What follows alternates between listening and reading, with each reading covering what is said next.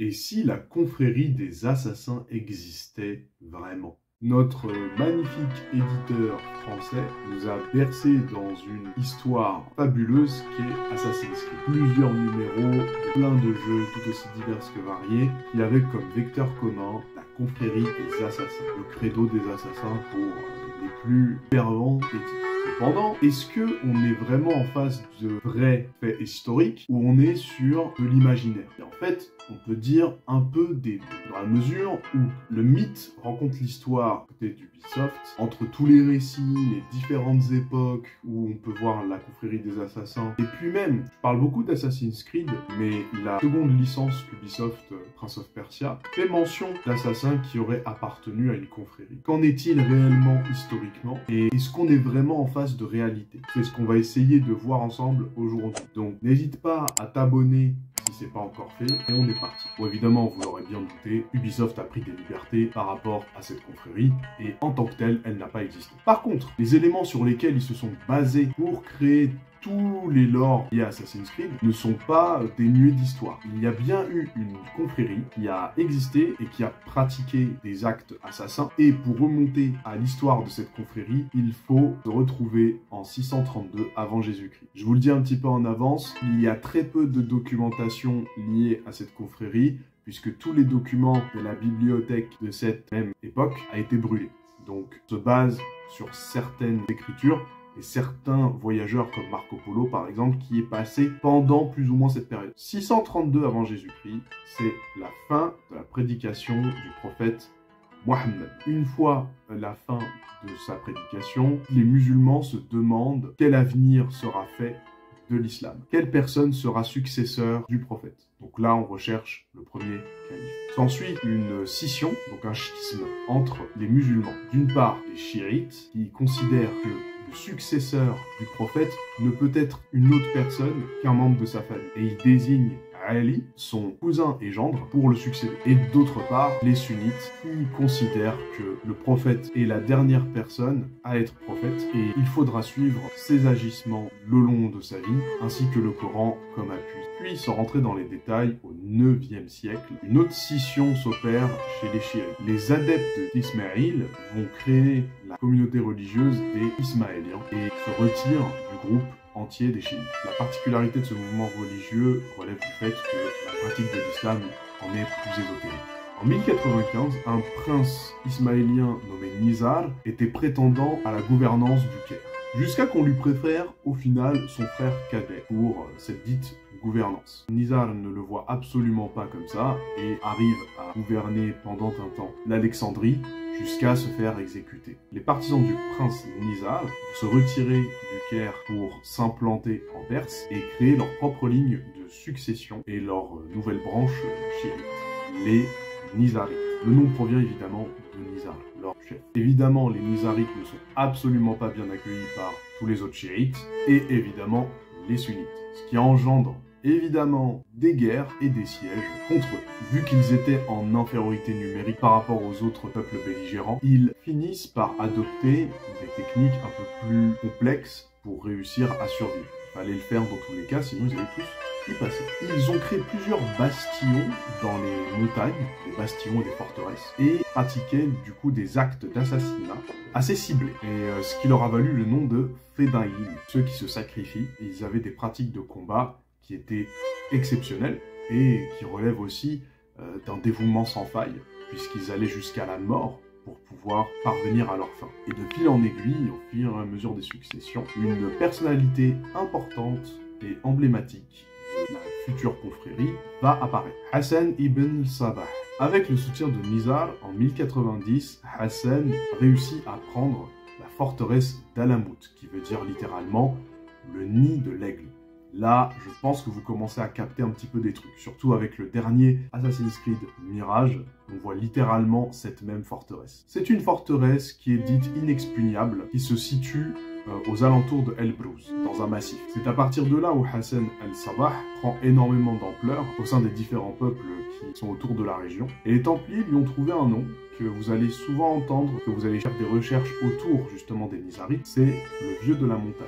Si vous entendez le Vieux de la Montagne, vous saurez que je parle de Hassan al-Sabah. Parlons un peu plus du Vieux de la Montagne, justement. Hassan était considéré comme une personne intellectuelle, c'est une personne lettrée, qui a étudié dans une université, mais qui reste quelqu'un de secret, austère, et qui dirigeait ses troupes de manière ultra cadrée. En effet, il impose à ses troupes un rythme et une rigueur sans faille, entre prières, entraînement militaire ultra poussé et une obéissance absolue, il en fait des machines de guerre. On a souvent à cette époque comparé son organisation à celle des Templiers. Il n'y a que les dogmes qui changent. Les pratiques étaient quasiment les mêmes. On le représente souvent avec une barbe et un turban. S'il y a bien une personne qui peut vous parler de l'audace et de l'acharnement des Fédaïnes à cette époque, c'est bien Nizam el-Moulouk, le vizir de Bagdad de l'époque, qui ressent une certaine frayeur de ce groupe et de la menace que profère justement Alamut. Donc il décide d'assiéger la forteresse. Lors du siège, des soldats commencent à affamer les Nizarites jusqu'à ce qu'un des assassins,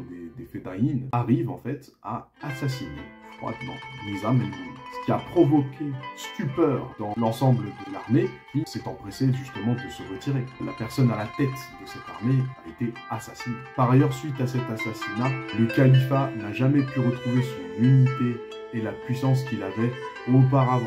C'est dire l'issue catastrophique que peut engendrer une seule mort. Et ça, les Nizari et Hassan l'avaient bel et bien compris. Ça a été à partir de là, une marque de fabrique. Après le meurtre de Nizam el-Moulouk, comme je l'ai dit, il s'en est suivi des meurtres. Et la marque de fabrique de Hassan a un seul et unique objectif, marquer les esprits, de par rien que le mode opératoire qui est fait par les Fédaïnes.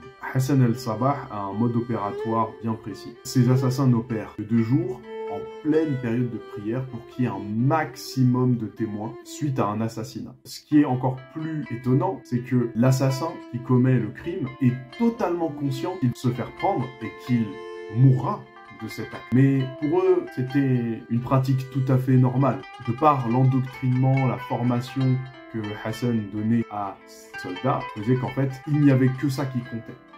C'était le plus important. Parce qu'ils savaient que choquer et perturber l'ordre établi permettrait de se tenir à l'écart d'énormes sièges et d'attaques. Et c'est ce qui permet leur subsistance. Bon là, on va rentrer dans les suppositions, donc je préfère directement mettre un disclaimer. Tout ce que je vais dire ici n'est pas avéré. C'est vraiment des théories. Vous allez beaucoup entendre parler de l'origine étymologique du terme assassin. C'est là où ça devient intéressant, puisque voilà, Assassin's Creed, assassin, voilà, c'est des choses qui ont marqué même le langage français. Donc c'est intéressant d'entrer dans l'étymologie.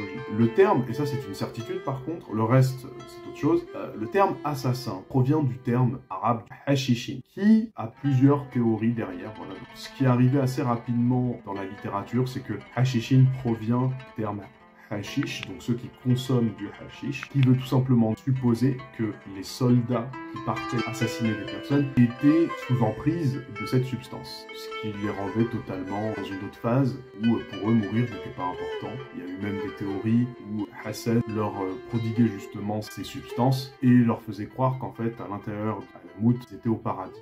Si vous voulez aller un peu plus loin, pratiquer des assassinats était la solution. Et ça, voilà, ça n'a pas été avéré. La deuxième théorie, qui est peut-être un peu plus logique, c'est le terme qui provient de celui qui est leur maître, Hassan, qui proviendrait justement de son prénom. Et la troisième, Yassassin, est un terme berbère qui veut dire « qui surveille au nom d'assassin ». Assas voulant dire « gardien ». Quelles que soient les théories, le terme assassin vient bien du terme hashishin, qu'on entendait beaucoup à cette époque, et qui a été plus ou moins francisé. Et ce terme, dans tous les cas, était péjoratif. Et c'est de là qu'est venu le terme assassin. Ce qui prouve encore plus ou moins qu'Assassin's Creed se serait emparé en fait de ces faits historiques pour en créer la confrérie des assassins, puisqu'on est clairement dans le sujet, clairement dans le mode opératoire qu'on peut retrouver sur Assassin's Creed, évidemment romancé, rendu de manière héroïque, incroyable, etc. Mais les fondements sont bien là. Dès le XIIe siècle, plusieurs assassinats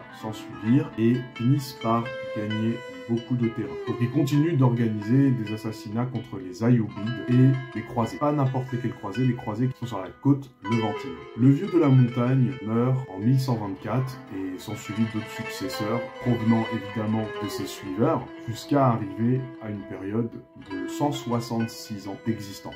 Jusqu'à leur chute, Rachid al-Din Sidan avait étudié à Alamut tous les préceptes provenant de Hassan ibn Sabah, qui était même proche d'un des descendants de celui-ci, Il a fini par être le chef des Nizarites de Syrie et a pris pour fief le Masyaf, où il continua justement de faire pérenniser et renforcer sa communauté, tout en continuant des assassinats contre des personnalités politiques qui leur posaient problème. Mais en suivant quand même la voie de la diplomatie dans certaines de ces négociations musclées. Pris en tenaille entre les musulmans sunnites et les Templiers, il finit au bout d'un moment par concéder une partie de ses terres et de donner un tribut à chacun de ces peuples pour pouvoir continuer à survivre. Et au XIIIe siècle, la forteresse d'Alamout finit par tomber des mains des Mongols, ayant comme chef à l'époque le Khan et conquérant Oulagu. Si on en revient à aujourd'hui, les Nizarites continuent à perpétuer. Suite à l'invasion mongole, la branche de la religion des musulmans Nizarites continue aujourd'hui d'exister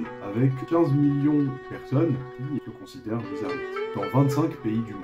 Quand même pas rien, c'est la deuxième communauté chiite la plus répandue dans le monde musulman. Par contre, la communauté des assassins, les Fedaïn Nizarites, a fini. Il a fallu 166 ans pour éteindre le mythe d'Alamout. Ce qui est pas rien, et c'est ce qui a dû probablement inspirer Ubisoft pour en créer tout un folklore et nous transporter aujourd'hui dans des lieux incroyables avec des histoires et des intrigues tout aussi passionnantes les unes que les autres. J'espère que cette vidéo vous aura plu et vous donne un peu plus de contexte sur la dite confrérie des assassins qui a plus ou moins existé, mais voilà, dans d'autres circonstances. N'hésitez pas à liker la vidéo si vous avez kiffé et abonnez-vous si ce n'est pas encore fait. Et on se retrouve pour une prochaine capsule historique la semaine prochaine. C'était le Hub du Temps, à la prochaine.